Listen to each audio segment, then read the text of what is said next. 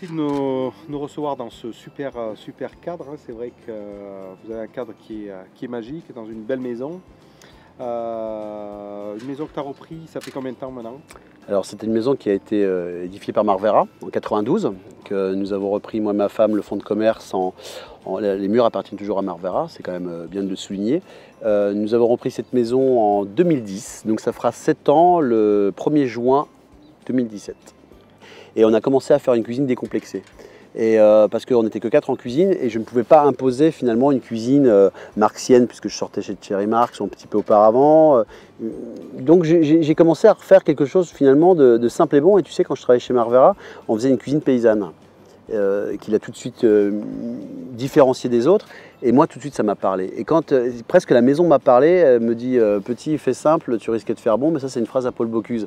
Mais c'est des phrases que répète tout le temps Marc Vera, qu'on entend toujours finalement. Et cette maison a toujours été baignée de générosité.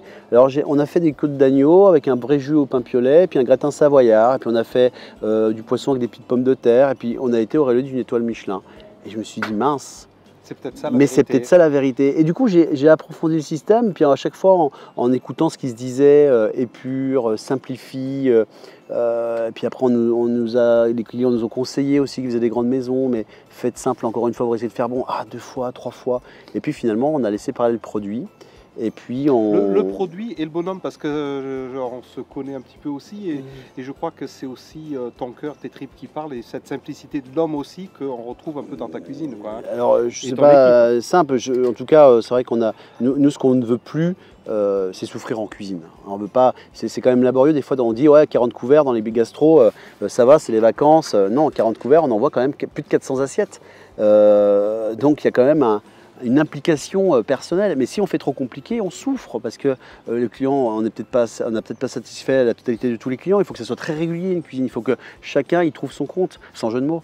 Donc oui, on a énormément simplifié, on prend beaucoup de bonheur et je crois qu'aujourd'hui ça transpire ça dans la cuisine que l'on fait. Hein, chez Guest, nous c'est la charcuterie, c'est pur aussi, simple, ce moment magique qui est aujourd'hui très simple d'un côté, très compliqué de l'autre. Et moi je t'avais mis au défi de travailler, exactement, ce produit. Mais qui me parle. Qui te parle, le boudin noir. Voilà. Et donc avec ça, tu nous as sorti un plat assez magique, c'est un plat qu'on a devant nous.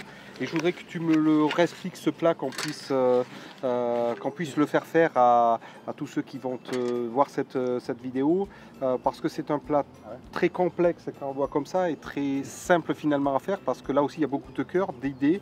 Mais ce que j'ai surtout envie, c'est, tu sais que je suis breton d'origine.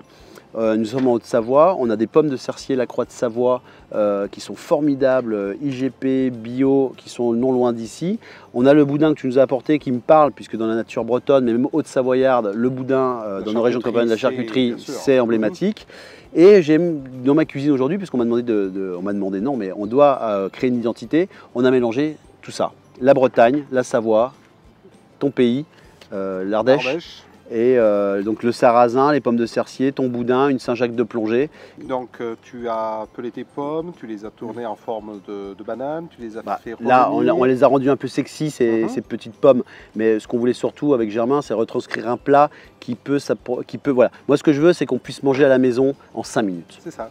La Saint-Jacques, on demande à son poissonnier qui peut décoquiller. Le boudin, on l'achète, on le prend. Là, il est vrai qu'on a fait une petite tranche, on l'a grillé. On a fait une purée, un coulis avec ton boudin. On a mis un petit peu de crème, un petit peu de lait. La crème, tout simplement, un petit mousse de crème. Voilà, tout simplement, là, il y a déjà tout dans ton boudin. Il y a déjà des aromates, il y a de l'oignon, il y a du lait, il y a de la crème. On a remis juste cette purée de ton boudin avec un petit peu de crème et de lait, un peu de bouillon de légumes, on l'a fait bouillir, on l'a remixé pour le rendre onctueux, on l'a mis, tu vois, dans l'assiette au fond. Le morceau de boudin grillé, parce que j'aime le souvenir du Pays Basque, un bon boudin grillé, tu sais, le large. Donc on a snacké ce petit boudin dans la poêle. Et puis les pommes, c'est vrai qu'on les a rendues jolies, un petit peu travaillées, mais on pourrait très bien mettre des quartiers de pommes au beurre, un petit peu de poivre de Séchouan pour amener un petit peu de peps dans tout ça. Et puis comme je ne jette rien, j'aime pas ça, c'est un peu la culture paysanne, nous avons gardé toutes nos pelures de pommes et on en a fait un petit vinaigre. On a vu qu'on a mis un petit peu d'Armagnac. Alors on n'est pas obligé, on aurait pu faire un petit vinaigre juste compoté de compote, cognac, exactement, ou même tout simplement réduire, monter un peu au beurre, une goutte de vinaigre blanc, toujours pour amener un petit peu en bouche. Ce qu'on aime en bouche, nous ça amener toujours, On le sent bien, on a de l'acidité, de l'amertume, du salé, du sucré. Ouais, il faut que ça matche en bouche et que quand on ferme les yeux, ça fait un éveil du palais. Et je pense qu'on peut avoir de bonnes surprises en dégustant ce plat. Je pense que je pense, et c'est très visuel hein, quand on voit les trois. Puis là, c'est les le trois souvenir de la galette de Sarrasin bretonne. Ouais, forcément. On peut presque le manger dans une crêperie. On a rendu une crêpe un peu plus sexy. Ouais, j'aime bien le mot sexy. Un vrai mélange de nos régions, on peut dire ça. Exactement. Hein, avec des gens, ça a bien marché. Merci. Des passionnés aussi de région. Ouais, ça, merci les voilà, gars. simple et bon. On va se faire plaisir.